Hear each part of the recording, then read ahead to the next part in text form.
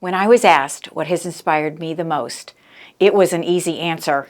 It's The Wizard of Oz. Growing up, that story had a huge effect on me. I loved the idea of a magical place beyond where we could see, a place of hope and promise and color.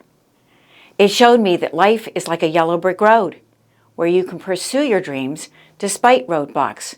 You know, like a wicked witch or a field of poppies. I got the message. We're in this together. The four characters, they care about one another. They sincerely want what they don't have. A home, brains, a heart, courage. But all along, they have the very thing that they desire inside of themselves. They work together to make their dreams come true. The Wizard of Oz is a journey of hope and dreams, and that has helped guide me in my own journey. We're in this together, and if I can help in some small way, well, that's just a good thing.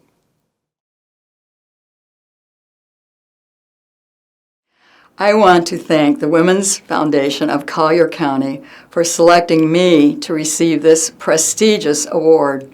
I'm incredibly humbled to be among the outstanding women selected this year and to be among all of you from past years. I want to thank my husband and all of my family for their constant encouragement and support. When I look back on my life, I've always been interested in helping children. My major in college was special education. Many children have an abundance of things, wonderful outfits, lots of books and toys, and endless opportunity for education. Here in this community, there is so much need. The stark contrast between children who have so much and those who have so little sparked my interest and motivated me to get involved in organizations that help kids. I love to see the joy on a kid's face when for the first time he sits on his very own brand new bed with Disney-themed pillows and comforter. My heart is moved when I read a letter from a student saying that having a scholarship is the only way she can go to college, and after graduation, how she looks forward to coming back and helping her family and the community. God has given me the tender heart to feel love and passion for helping underprivileged children in our area. My continued involvement is inspired by Jesus' words, "Whatever you do for the least of these, you also do for me." Thank you, and God bless you.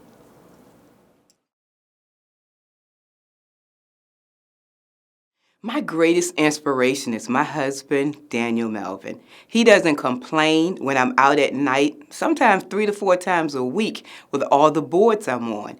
He works tirelessly behind the scenes to promote and support me. When I was laid off from a previous bank, he immediately formed our consulting company to help people who want to grow professionally and personally. Daniel knew I had a passion for working with nonprofits, so he turned our birthdays and anniversary into a nonprofit called Party Hardy for Charity, where we have an annual event to raise money for a local nonprofit. He is the best singer in town. Many people call on him for advice and wisdom. Often, he put his dreams and aspirations on hold to make sure I get what I need. He's always willing to help whoever needs him. His greatest passion is mentoring artists and young people.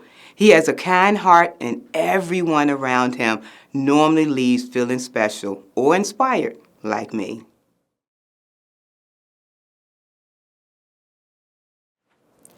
My desire for helping children was strengthened with my volunteer work at the foster care review meetings in the Boston area.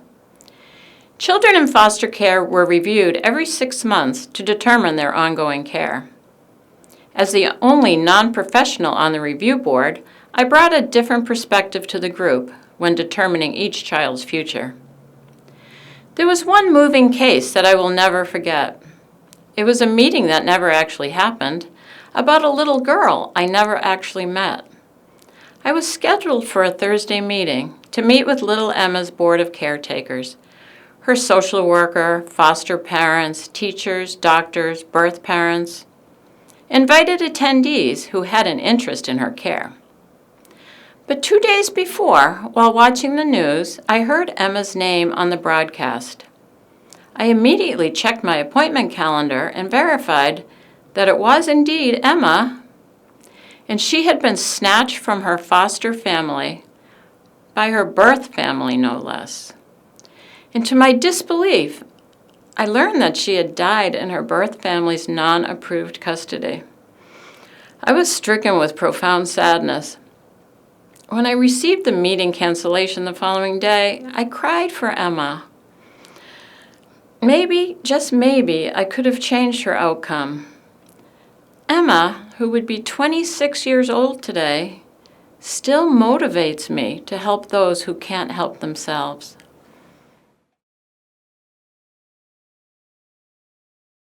I was always taught by my parents' example to think of others less fortunate than ourselves. I grew up in a small town in northern Ontario, Canada. When I was young, there were several long labor strikes. My mother led efforts to collect food and clothing packages for the strikers' families. She strongly believed that no family should go without food, clothing, and shelter. The gratitude and thanks we received from these families always stayed with me. We were not a family of great means, but she opened up our home to provide room and board to young Indigenous Canadian girls while they received their high school education. They kept in touch with my mother for most of her life. My grandfather owned the local dairy, and my father worked for him delivering milk.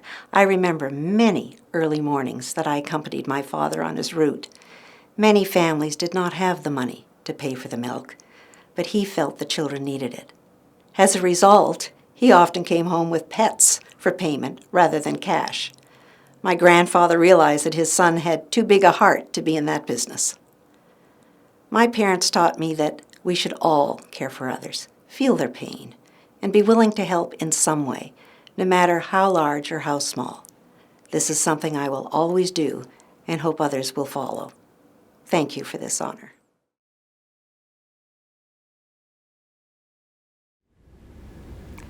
My faith has taught me my core belief that we all walk the journey of life together, and we need to help one another on that journey. Reflecting on situations and people who inspire me, I think of my mother, who tirelessly volunteered at a hospital until the age of 96. At the end, even in a wheelchair, nothing could stop her commitment to helping others, always with joy and a smile. I think of my husband John, who is accomplished in so many ways, but would say his greatest accomplishment and joy are what he has been able to do to help others. And I think of the privilege our Berea College Board experienced, meeting with the Dalai Lama and learning from his wisdom. He spoke of compassionate responsibility for his fellow man, that every human being has the responsibility to better the world. Advocating for restoration and protection of the Everglades through science and education feeds my passion for clean water, land conservation, and fighting climate change. I believe we can and should leave this world a better place and make a difference in the lives of others. Go forth and make your difference.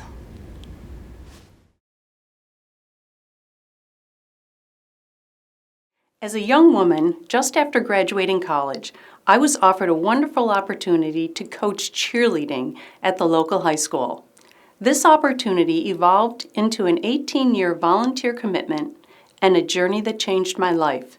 Since I had spent many years cheerleading on all levels, including professional, this inevitably led to my coaching tenure.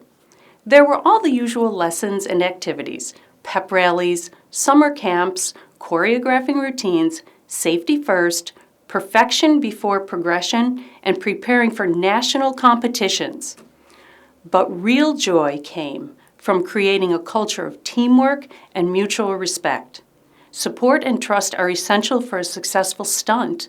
Every cheerleader must commit to supporting each other, both literally and figuratively. Watching these girls grow with confidence and camaraderie, I began to understand the enormous responsibility I had been handed, an opportunity to be a role model and change lives for the better. Due to the nature of cheerleading as a team sport, lessons learned on the sidelines had a ripple effect in the real world. Encouragement, accountability, having your teammates back. My cheerleaders developed empathy, kindness, and compassion. I devoted both time and treasure to my girls, but what I received in return was priceless, a rewarding experience that would fuel my philanthropic endeavors for years to come. The organizations may be different, but the spirit of giving remains the same. We all rise by lifting others. I would like to extend my sincere thanks and appreciation to the Women's Foundation of Collier County. I humbly and graciously accept this honor.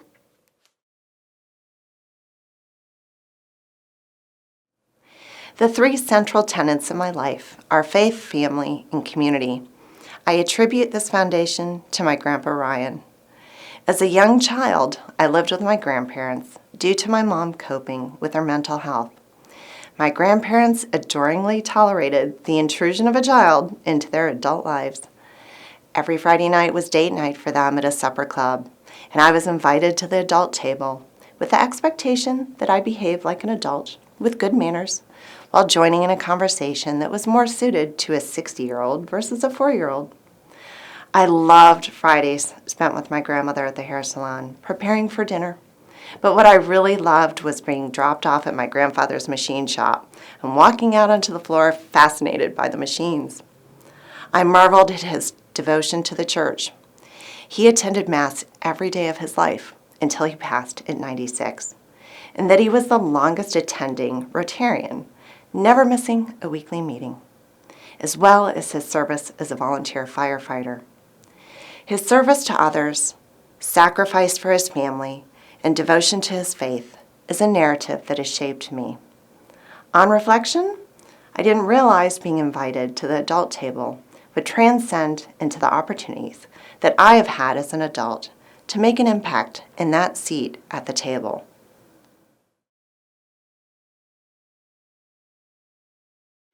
Every child wishes she or he had an idyllic childhood. That wish for me did not come true. I had a very tumultuous upbringing. But then I was blessed to have a group of loving Christian women who really did their best to guide me. I learned I did not have to be like my parents, but could instead mold myself to be like my Christian mothers, inheriting from them the love of volunteering and serving others. I was always driven to succeed, seeking education wherever and whenever I could afford it. I found success advancing in sales and management in multiple industries. Some of my greatest joys of my success were the opportunities they provided me to help others gain their ability to grow. What a joy it became to help someone with talent and drive to gain the confidence to use it. Those Christian ladies of my youth taught me well.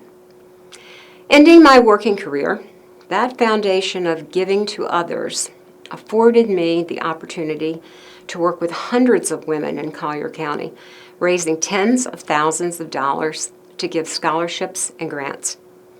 How blessed I am at this stage of my life to have the time and the energy to continue to make a difference in the lives of others.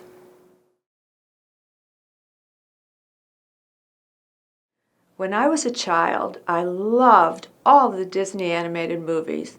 The characters always lived happily ever after. Fairy godmothers, dwarfs, and assorted princes came to their rescue, loving them unconditionally. Yet, real life is not a fairy tale. Families face illness and crisis that cause adults not to mistreat their children, but to have to deal with the major problems that exist in their lives. There are teachers in this world who sense children's lives are in stress and turmoil. They encourage, show patience, understanding, and are caring. Not overtly, but with a smile or saying, "You did that extremely well," enough to help that child build confidence and self-esteem. We all need those words said at times. So, to my 5th grade teacher, Mrs. Holly, you were that person, quietly giving me opportunities to succeed, saying such things as, "You play the piano so well. Will you accompany the 5th and 6th grade choir?" Or, "I know you'd be a very responsible crossing guard." Or, "You're a wonderful oral reader. Share the story with the class, please." You were not the only person in my life. There were many others that made that young girl feel special and loved. However, you, Mrs. Holly, are fondly remembered. Thank you for all from that once young girl.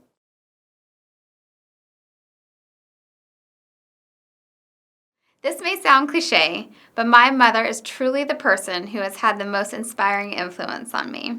From the very beginning, Literally the very beginning. giving back was instilled in me at a very early age, and she gave me the tools to succeed and has always pushed me to be my best. Whenever I had a project, my mom and I would brainstorm and typically come up with some over-the-top way to complete the assignment. One in particular that stands out was a model of a cell for my 7th grade life science class. There were no limits regarding materials, and since my family was in the automotive parts business, my mother came up with a bright idea to use automotive silicone. Little did we know that we should have been wearing masks due to the noxious fumes. Either way, it turned out amazing. My teacher asked me if he could keep it and use it for an example for future years. From that project and many others, I learned that pushing yourself to do the best and putting your all into anything you work on is important to succeed. That back and forth collaboration and brainstorming continues with everything we do. I always say that Heather is my clone, but with her version, she's even better. We work together daily. Whether it's for business, personal, or a philanthropic endeavor, we constantly support each other to make a positive impact. 2 heads are definitely better than 1. No matter what, we challenge each other, and through the opportunities we have had to collaborate with many different organizations, we are proud of the difference we have made in our community. I appreciate and admire the woman, mother, and friend Heather has become.